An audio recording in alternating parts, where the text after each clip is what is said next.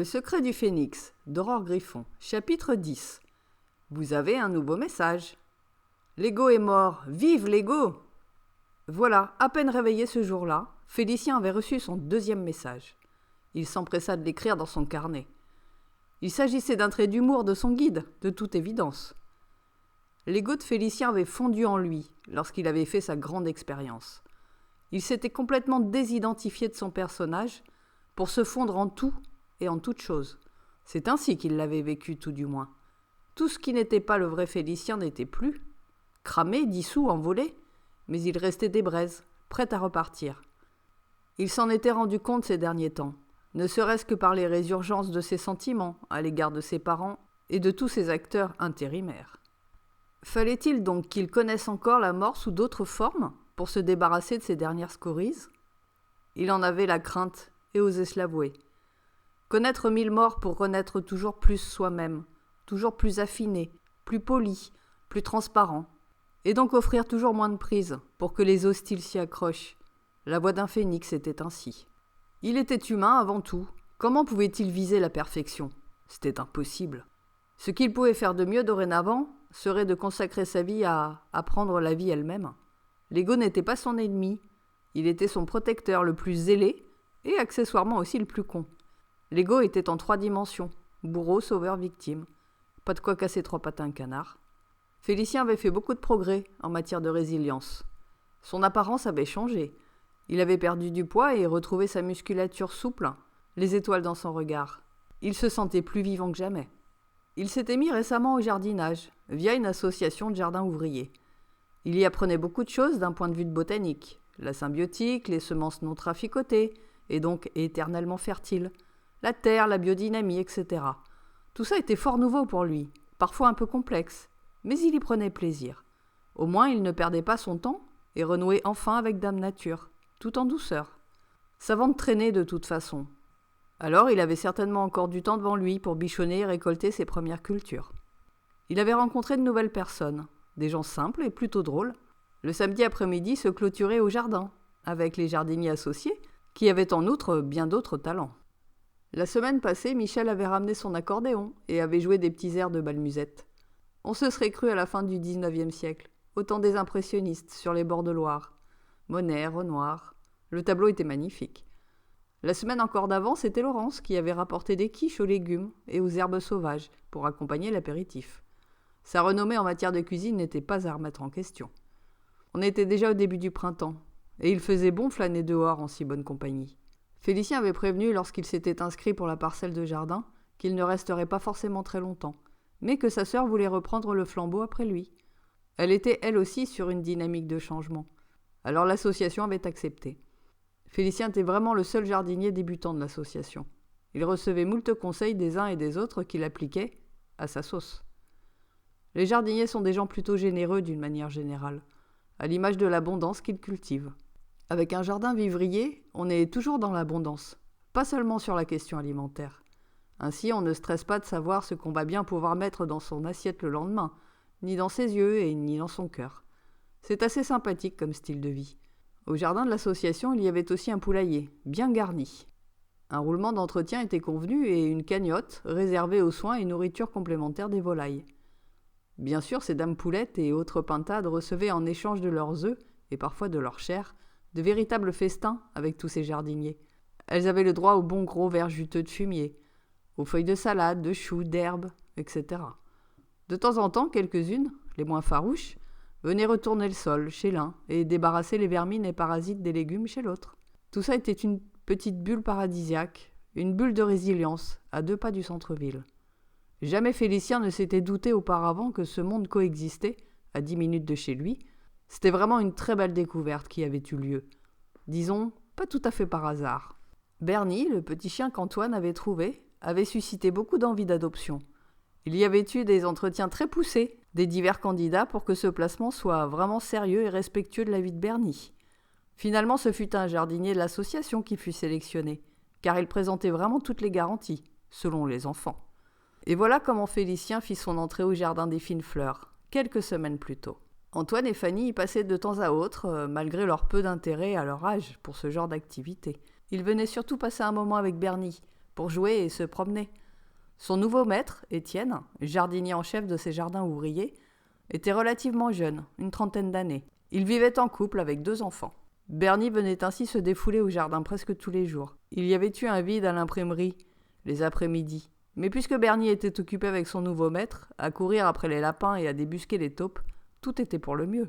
Étienne travaillait de 6h à 14h et disposait donc de toutes ses après-midi. Cela avait été déterminant pour la sélection de l'adoptant. Un chat aime ses moments de solitude, où il peut s'adonner à ses activités préférées, les siestes paisibles sous un rayon de soleil, les rêves de parties de chasse endiablées. Un chien a besoin du contact humain pour s'exprimer. Ses origines ancestrales le poussent à être grégaire, et toujours en mouvement, en communauté, pas à être isolé et sédentaire. Finalement, animaux et humains se choisissent bien par affinité. Félicien était plus un solitaire, un calme, un jouisseur, un contemplatif, un délicat, un observateur. Il était un homme à chat. Il se dit que, tout en respectant sa nature profonde, l'expérience communautaire du jardin était un bon apprentissage de sociabilité pour lui. Son histoire avait été pour beaucoup dans le fait de cette sorte d'isolement volontaire et d'individualisme. Il avait été mis à l'écart depuis le début, rien d'étonnant à ce que les relations sociales fussent une grande inconnue pour lui. Il avait l'occasion d'y remédier, de refaire son éducation relationnelle. Les 2 côtés étaient enrichissants. Comme il avait déjà beaucoup exploré le côté solo, il avait envie maintenant d'explorer un peu mieux le côté relationnel, justement. Il n'était pas démuni pour l'y aider. Il avait sa clé. Le relationnel est très joyeux, très riche, lorsque l'on n'interagit plus avec ses défenses égotiques, mais avec la résilience. Il sortait ainsi un peu plus de sa zone de confort, et c'était une très bonne initiative. Merci Bernie. Allait-il être à la hauteur de son nouveau défi ? On a toujours un peu d'appréhension à sortir de ces zones connues. C'est normal. Félicien savait que le relationnel était un gros souci pour l'humain. Ah, cet ego et toutes ces programmations mentales. Que de dégâts et de pertes de temps pour pas grand-chose. C'était décidé, cet après-midi, il fermerait l'imprimerie de bonne heure, pour aller plus avant à la rencontre d'Étienne, au jardin. Il avait envie de le connaître mieux, et il espérait que le jeune homme aussi apprécierait sa compagnie. Il n'en était pas obligé, évidemment. Étienne était déjà à l'œuvre lorsque Félicien arriva. Il était accroupi devant ses rangs de choux, à arranger la terre, les herbes folles. « Bonjour Étienne, comment vas-tu ? J'avais envie de venir faire un tour au jardin cet après-midi. Il n'y a pas que le travail dans la vie. »« Oh, salut Félicien, je vais bien. Un peu fatigué de la journée de travail, mais le jardin me ressource, comme tu vois. Dis-moi Étienne, comment se fait-il que tes légumes aient cette réputation d'être les meilleurs de tous ? Ta parcelle n'a rien de commun avec les autres. Aurais-tu un secret que l'on ignore ? Ah, ça, c'est possible. Viens voir, je vais t'expliquer. » Félicien franchit le petit portillon de bois et vint s'accroupir à son tour aux côtés d'Étienne. « Tu vois, Félicien, le secret réside dans peu de choses. Il suffit d'aimer tes fruits et tes légumes, un peu comme s'ils étaient tes enfants. Si tu oublies ta convoitise, ton envie de rendement et de quantité, alors tu peux poser un regard différent sur le jardin. Tu passes en mode interaction avec la nature et plus en mode prédation. Tu comprends ?» Félicien semblait autant amusé que perplexe. « Non, je t'avoue que je ne vois pas trop où tu veux en venir. Pour moi, tu plantes tes graines, tu arroses et tu fais en sorte que ça pousse bien, pour pouvoir récolter de bons et de beaux légumes. Et voilà, c'est exactement ce que je te disais. Tu as ce regard de convoitise, d'avidité, de volonté de rendement. Le jardin peut être tout autre chose, Félicien. La plante n'a pas vraiment besoin de toi dans la nature. Elle se débrouille très bien toute seule. Enfin, avec les autres plantes. Lorsque tu interviens dans cette symbiose parfaite, tu vas créer du désordre. Oui, jusque-là je comprends. On a souvent le sentiment que l'homme, partout où il passe, vient détruire cette harmonie naturelle. Mais en même temps, on a besoin de manger, de se loger, de circuler et toutes ces choses-là. Absolument. On ne vit pas en symbiose avec la nature. On a opté pour la domestication, la sédentarité, la sécurité et surtout la dominance. C'est plus confortable. Quand on n'a plus à s'occuper de sa survie au jour le jour, on peut utiliser son temps à autre chose. Et c'est ça que les hommes découvrent avec tant d'errance, de peur, de maladresse. Alors c'est ce que je fais dans ma parcelle. J'explore ce nouveau paradigme. Je n'utilise pas mon temps à faire pousser des légumes pour ma survie. J'essaye au contraire d'apprendre à communiquer avec la nature, que j'ai domestiquée également pour me faciliter la vie, mais que j'ai de fait rendue plus fragile. Et il se trouve qu'elle m'en apprend tous les jours. Félicien reste interrogatif. Regarde ce chou, vois-tu ce qu'il me montre ? Félicien avait posé son regard sur un chou un peu plus petit que les autres. Celui-là a l'air un peu chétif par rapport aux autres, mais à part ça... Eh oui, Il n'a pas eu toute l'attention qu'il méritait. Je l'ai moins soigné que les autres, visiblement. Alors j'essaye d'y remédier. Je peaufine son environnement, je lui parle, je l'écoute. Bref, je le bichonne en m'excusant de mes maladresses. Félicien était encore plus interrogatif. Il se demandait tout à coup si Étienne n'était pas un peu cinglé.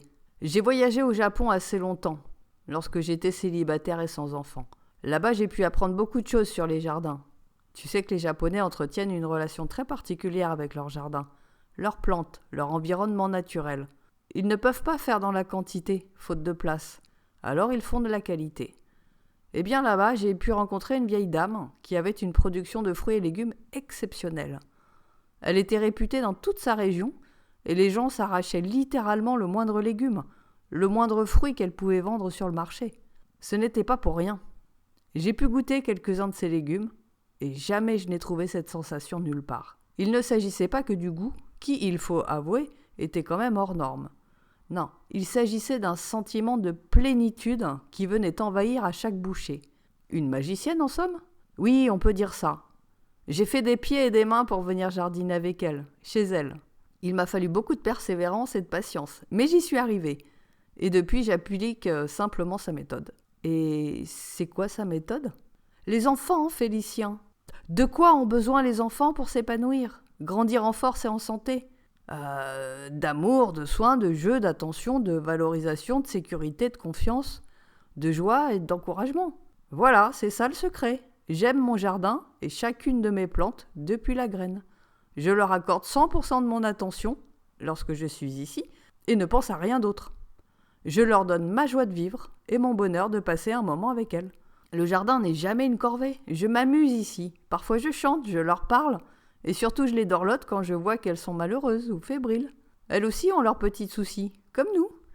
Certaines ne s'entendent pas entre elles, se chamaillent pour avoir plus de soleil, plus de place.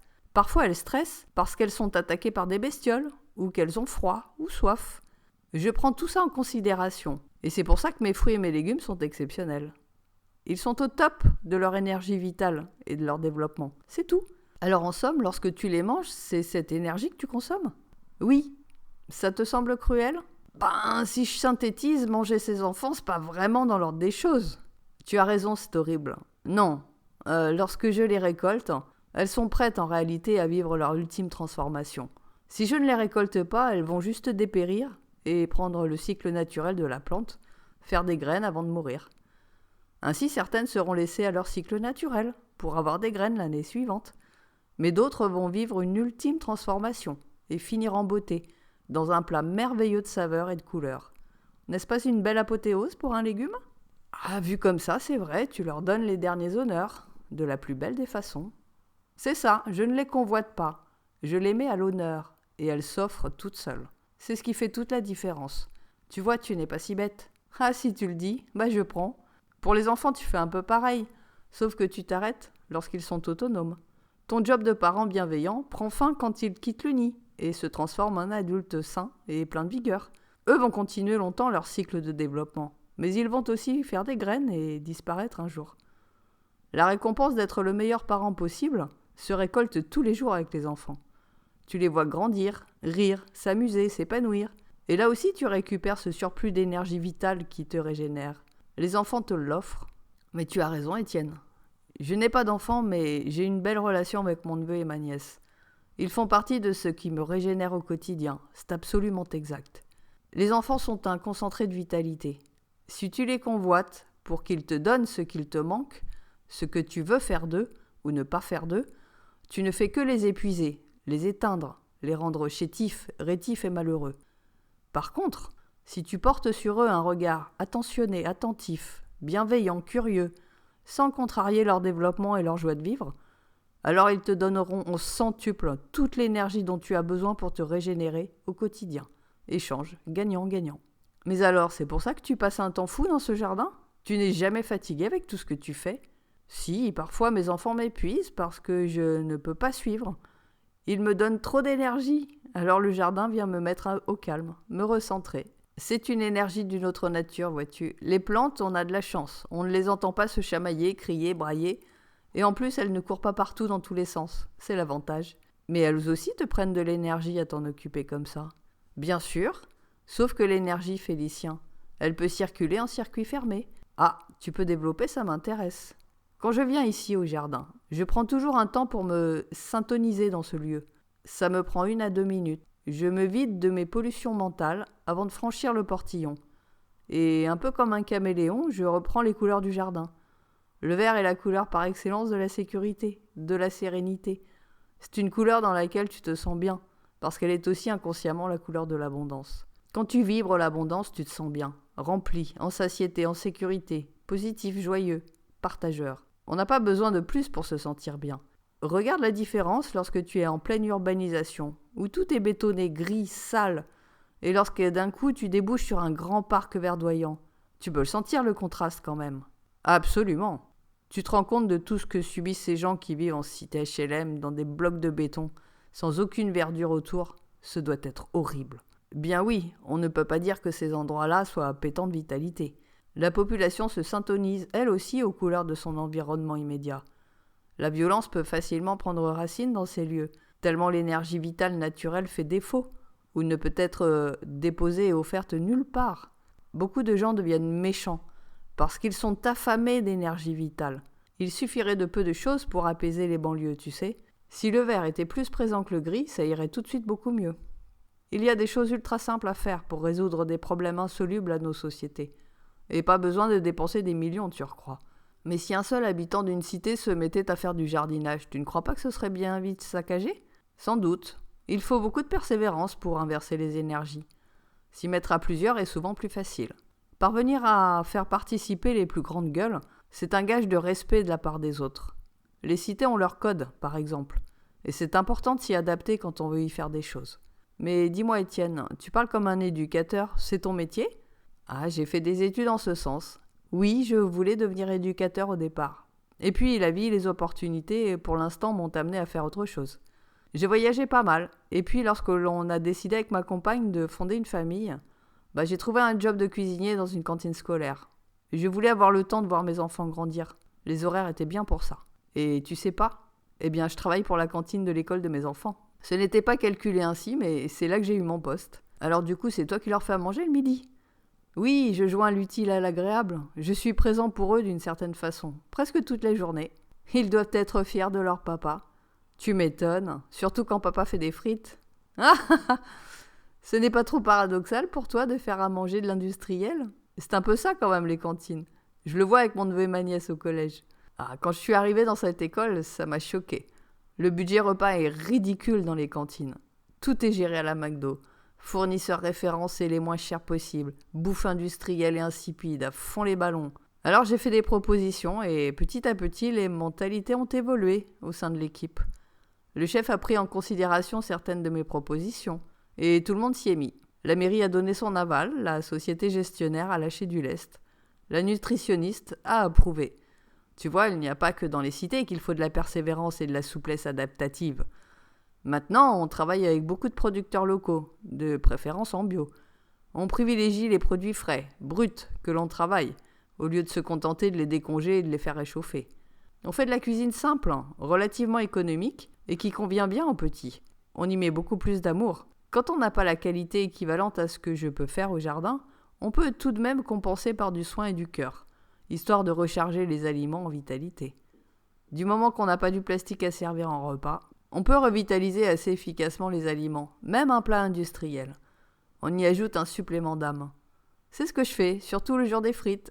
Les gamins adorent les frites, alors comme d'un point de vue de vitalité et nutritionnel, il n'y a rien d'intéressant, et bien avec l'équipe, on met un soin tout particulier à les faire cuire et à les présenter. On les fait cuire en 2 cuissons pour qu'elles soient bien soufflées et croustillantes. Et puis on utilise de vraies pommes de terre. Tu peux y aller, les fast-foods peuvent aller se rhabiller avec nous.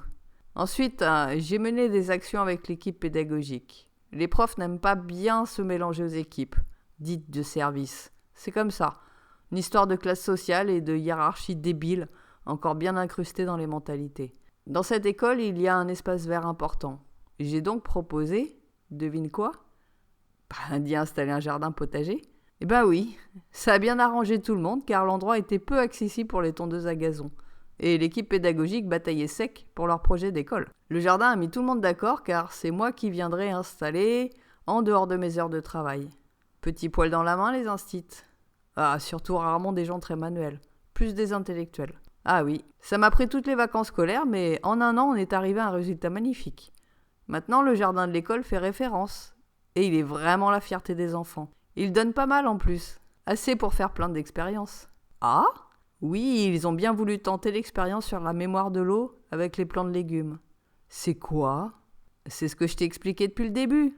Si tu mets de l'amour, de la positivité, de la joie, du soin dans tes manipulations avec les plantes, avec le vivant en règle générale, tu obtiens des résultats spectaculaires.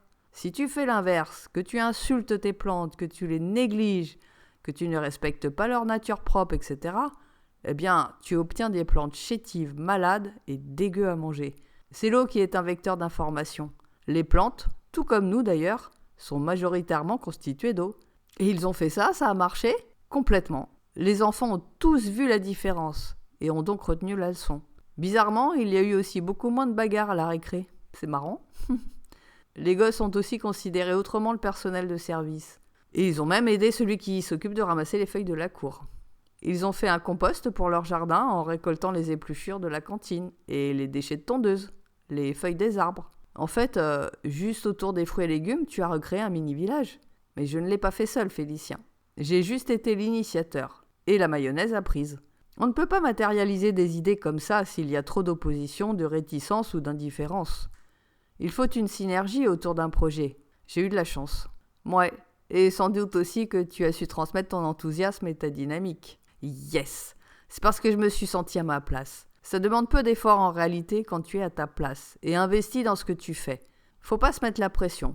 Pas investir trop d'enjeux ou de vouloir. Mais juste voir si la vague est surfable.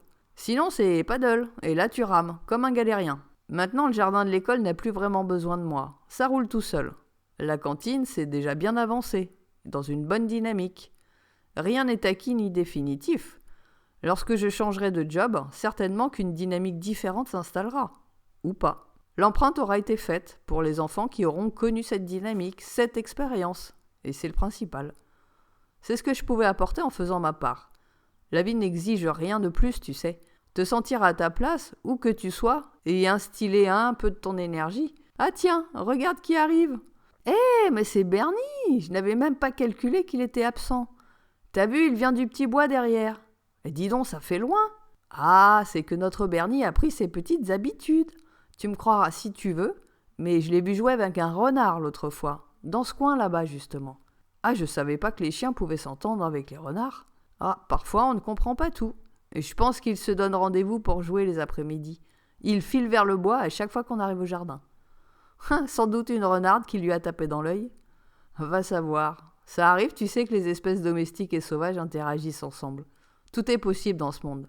Ah, j'en suis de plus en plus convaincu, figure-toi. Tout est possible. Et toi, Félicien, tu n'as pas beaucoup parlé de toi. Tu tiens l'imprimerie, c'est ça ? Oui, pour l'instant, mais je suis en train de vendre. J'ai le projet de partir courir le monde. Ah, une crise de la quarantaine, probablement. Il n'y a pas d'âge pour découvrir le monde. Tu as raison, si c'est ce qui t'appelle.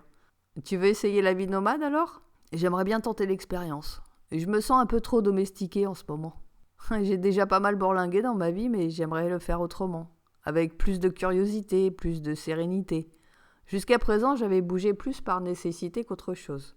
Maintenant, je voudrais le faire par goût, par plaisir, par amour de la diversité, sous toutes ses formes. Ah, bah alors, avec cet état d'esprit, tu pourras aller partout. Et ça se passera bien, sois-en certain. Il était déjà l'heure des pains au chocolat et de la sortie du collège. Félicien prit congé.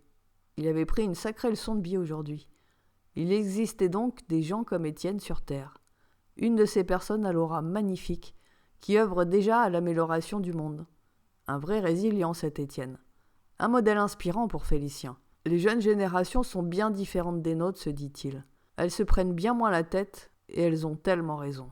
Des mondes bien différents pouvaient cohabiter ensemble, sans se crêper le chignon, et il suffisait de trouver une dynamique qui valorisait chacun. La force d'une dynamique fait le tri, automatiquement, se dit-il aussi. Ceux qui veulent s'opposer, parasiter, profiter, saccager, ne peuvent pas faire long feu face à la détermination tranquille et sans enjeu. Ils n'ont ainsi pas d'accroche, pas de répondant pour installer leur guerre de clans et leurs conflits. C'est le début qui est le plus difficile. Mais quand l'idée de départ, le projet, est en résonance avec son être et ses capacités, alors il n'y a pas de problème qui puisse persister. Une opposition ouvre toujours un nouveau chemin finalement. Elle renforce d'autant la détermination. Sur le chemin de retour, Félicien vit de loin Monsieur Gestapo, comme il le nommait maintenant. Il était bien plus indifférent que la fois précédente, à l'idée de croiser la route de ce sale type. Il était aussi d'une toute autre humeur aujourd'hui. Il avait le smile. Son pas ne se modifia pas plus que son rythme cardiaque. Il allait bon train à la boulangerie. Lorsqu'il arriva à la hauteur du type, celui-ci fit mine d'être occupé et lui tourna le dos. C'était gagné, il n'allait plus lui casser les pieds. C'était lui qui était gêné dorénavant, et tant mieux. Ah, qu'est-ce que c'est bon la résilience! La fin de journée se passa à merveille. Les enfants avaient insisté pour faire leurs devoirs à l'imprimerie. Félicien mit de la musique, pour une fois, et l'ambiance en fut plutôt agréablement modifiée. Pendant que les enfants travaillaient à leurs leçons, Félicien avait repris son carnet de croquis. L'envie de dessin et de peinture le reprenait progressivement. Le jardin, ses nouvelles rencontres, la nouvelle ambiance de sa vie l'inspiraient énormément. Il gratouillait donc de nouveau dans son carnet de croquis et en ferait une peinture prochainement. Dites les enfants, ça vous dirait de venir faire un peu de déco au jardin ce week-end? J'avais envie de repeindre le cabanon. La peinture est un peu passée. Ça a besoin de peps. Ah oui, tonton, on pourra faire les couleurs qu'on veut? Ben, pourquoi pas, Fanny? Tu voudrais quoi comme couleur? Ah, j'adore le violet, le bleu, le rouge et le orange. Ben, moi, je préfère le noir. Mais j'aime bien aussi le rouge, comme mon scooter. Ah, ok, je vois, Antoine. Et si on la repeignait sur un fond vert très clair et que vous graffiez des fleurs ou des motifs de toutes les couleurs, genre avec des pochoirs ou des bombes de peinture? Pas mal. Tu sais où on en trouve des pochoirs? Oh, j'ai ma petite idée. Je vais les créer et les découper ici. J'ai tout ce qu'il faut. Cool! Et mon pote James, il pourrait venir? On a prévu une virée en scooter. On pourrait en profiter pour passer par le jardin, peindre et puis après repartir. Très bien, parfait même. Invite-le à venir. Avec plaisir. Moi aussi, je voudrais bien amener mes copines, tonton. Si les parents sont d'accord, ma puce. On peut se donner rendez-vous au jardin vers 14h samedi? Ça marche. J'irai acheter les bombes de peinture et je préparerai les murs du cabanon le matin. Comme ça, il n'y aura plus qu'à poser les couleurs. Oh, ça va être chouette. Il y aura Bernie?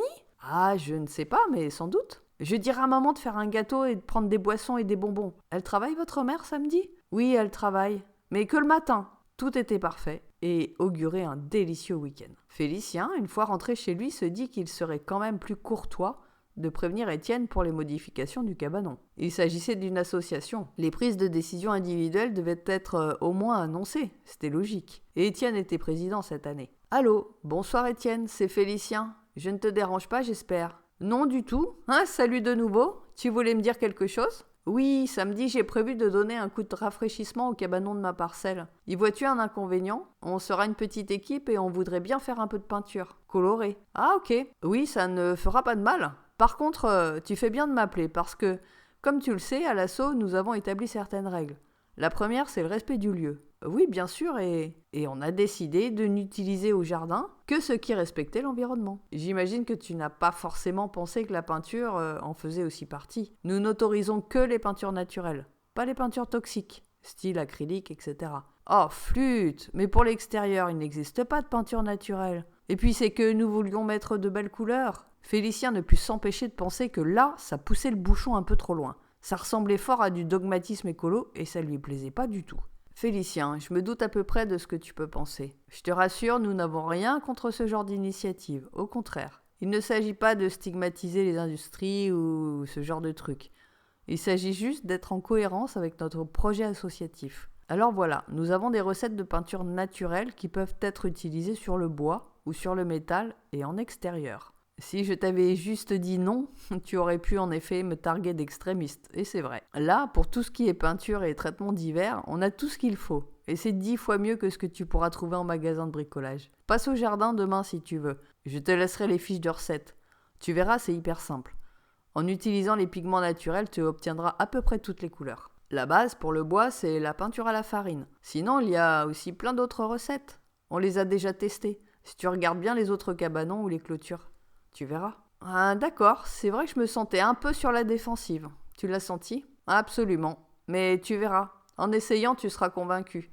Il y a aussi quelques boîtes de pigments qui sont à disposition au jardin. Ça t'évitera de tout acheter. Tu vois, l'avantage, c'est que ce ne sera pas toxique. En plus d'être économique, et ça se conserve aussi très bien. Et en plus, ces peintures-là restent très très longtemps. Plusieurs décennies même. Alors faites-nous une belle œuvre d'art ce week-end. Parfait, merci Étienne. Je te souhaite une bonne soirée. Bonne soirée à toi aussi. Et voilà. Félicien allait encore apprendre et expérimenter de nouvelles choses. Il se rendait compte que, côté mis sur la défensive, ce n'était pas encore gagné. C'est fou ce que l'ego peut réagir vite. Félicien détestait les interdictions, les dictats, les dogmes de toute nature, et les oppositions injustifiées et frustrantes. Il y avait bien sûr comme un goût de saturation, d'allergie à l'autoritarisme, au vu de son histoire. Le non, pour être pleinement accepté par Félicien, devait trouver une justification pragmatique et intelligente. Il avait eu mieux à l'instant. Un non, justifié et motivé, avec en bonus une solution de remplacement très supérieurement qualitative. Les noms comme celui qu'il venait d'essuyer, il en voulait bien tous les jours. Quand on peut dire qu'un non est justifié parce qu'il y a 10 fois mieux, cela devient un grand oui. Que demander de plus ?